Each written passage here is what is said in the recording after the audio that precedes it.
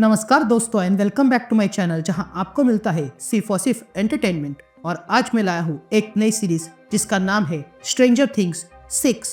तो यार वीडियो पे नए हो तो वीडियो को लाइक कर देना और चैनल पे नए हो तो सब्सक्राइब कर देना। और साथ ही मेरे चैनल पर ज्वाइन बटन स्टार्ट हो गया है तो आप वहां से ज्वाइन कर सकते हो। और उसी के साथ अब आप मुझसे व्हाट्सएप पर जुड़ सकते हो जिसका लिंक मैं आपको डिस्क्रिप्शन में दे दूंगा।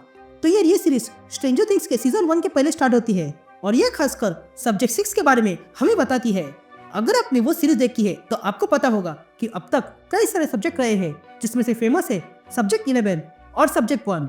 वैसे ही हमें इस सीरीज में सब्जेक्ट 6 के बारे में पता चलेगा। तो बिना किसी देरी के लेट्स बिगिन।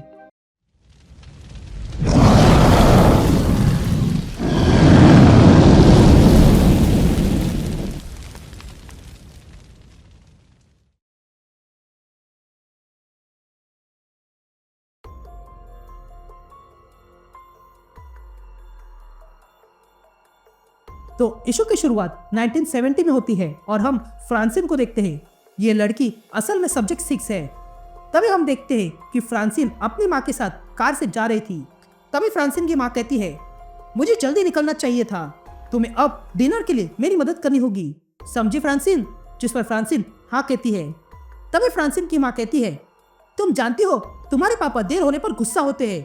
यह सुनते ही फ्रांसिन को कुछ होता है और वो जोर से चिल्लाती है कि जल्दी गाड़ी रोको। यह सुनते ही फ्रांसिन की माँ तुरंत कार रोकती है और फ्रांसिन से कहती है, ये क्या कर रही हो, तुम्हारे कारण अब हम मारे जाते। लेकिन तभी फ्रांसिन की माँ देखती है कि सामने एक बड़ा से पेड़ गिर गया था। ये देखकर फ्रांसिन की माँ शॉक रह जाती है।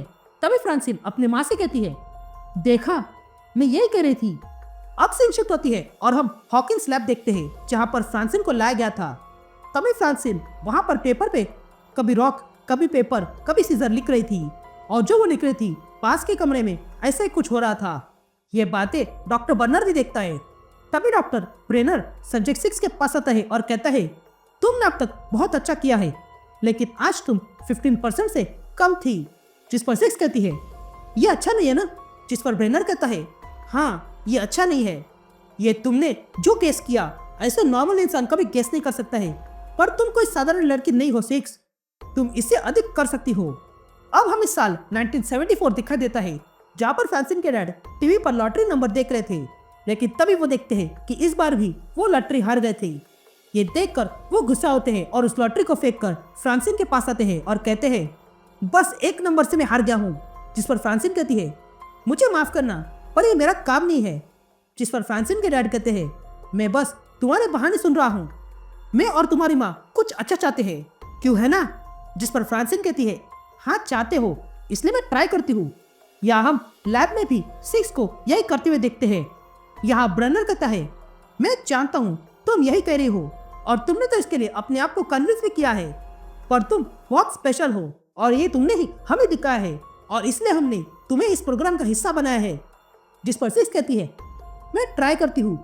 जिस पर ब्रनर कहता है, कल कर लेना। ये कहते हैं ब्रनर डोर खोलता है जिसमें से 2 गार्ड बाहर आते हैं और 6 को ले जाने रखते हैं। तभी 6 उन गार्ड से कहती है, मैं थकी नहीं हूँ। जिस पर वो गार्ड कहता है, तुम प्रोटोकॉल जानती हो ना? तभी 6 एक रूम में कुछ लड़कियों को खेलते हुए दिखती है और कहती है, इनका क्या? जिस पर वो गार्ड कहता है, इन्हें भी ट्रायल में लिया गया था पर ये वो सब्जेक्ट नहीं है। ये कहते ही वो गार्ड 6 को ले जाने लगता है। तभी 6 उन गार्ड से पूछती है, तुम्हें पता है डिनर में क्या है? जिस पर वो गार्ड कहता है, कुछ तो हेल्दी होगा। लेकिन तभी 6 वहां पर एक लड़की को दिखती है और हैरान रह जाती है। तभी वो गार्ड पूछता है, क्या हुआ? जिस पर 6 कहती है, इसे मैं जानती हूँ। अब कहानी 1976 में जाती है और हम फ्रांसिन को देखते हैं जो नए घर में रहने आई थी। तभी फ्रांसिन वहां पर वही लड़की को देखती है जो फ्रांसिन से पूछता है, क्या कोई मदद चाहिए? लगता है कि नया पड़ोसी आया है। जिस पर फ्रांसिन कहती है, मेरे डैड ने ये घर खरीद लिया है। तभी वो लड़का कहता है, मेरा नाम रिक है।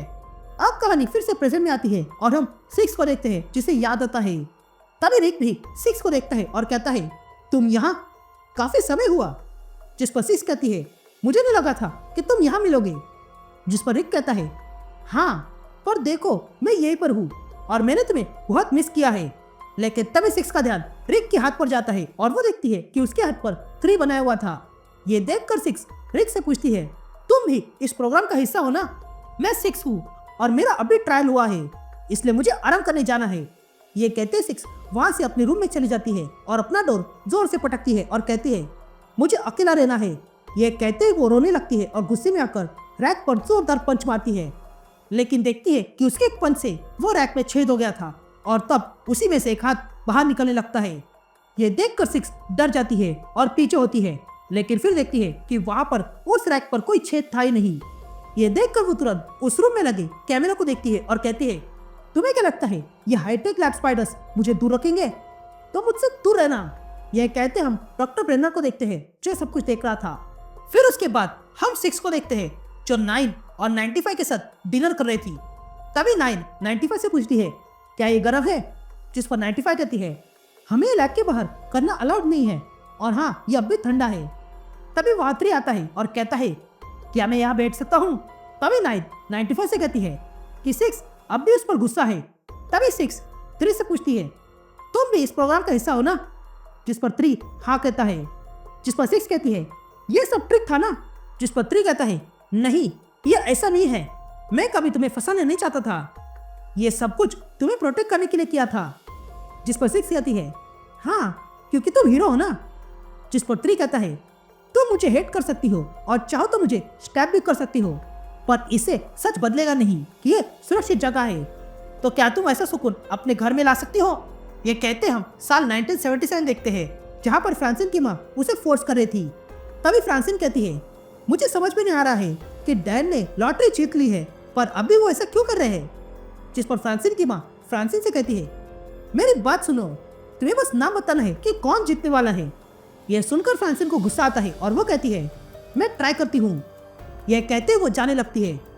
तभी फ्रांसिन की माँ फ्रांसिन से पूछती है तुम कहाँ जा रही हो? जिस पर फ्रांसिन कहती है मैं बाहर जा रही हूँ। यह कहते फ्रांसिन वहां से निकलकर रिक के घर चली जाती है और कहती है क्या मैं यहाँ कुछ देर रह सकती हूँ? लेकिन तभी वहां पर रिक की माँ आती है और कहती है ठीक है कोई बात नहीं। यहाँ प्रेजेंट में 3 6 से कहता है वो सेफ जगह पे थी, लेकिन तभी वहां पर ब्रेनर आता है। ये देखकर 6 कहती है मैं बस पूछ रही थी और वो चुप हो जाती है। तभी 3 6 से पूछता है तुम ठीक हो? जिस पर 6 कहती है हाँ सब कुछ ठीक है। यह कहते हम वही रैक पर लगा हुआ छेद देखते हैं जिसमें अब पोर्टल खुल चुका था।